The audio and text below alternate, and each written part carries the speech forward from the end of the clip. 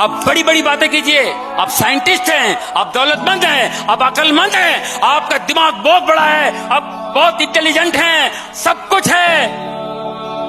एक दिन अकेले हो जाएंगे आप।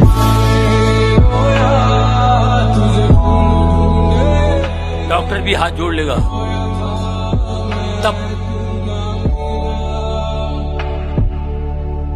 सब बेफिक्र रहो।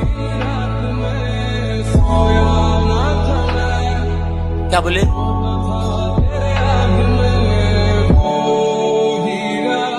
बात भी नहीं कर पाएंगे, एक वर्ड भी नहीं आएगा, क्या पढ़ाई करेंगे आप? ये पढ़ने से ऐसा होगा, ये पढ़ने से ऐसा होगा, ये पढ़ने से आपको ये हो जाएगा, वो पढ़ने से, पढ़ने की भी औकात नहीं होगी, खाली एक ही बात।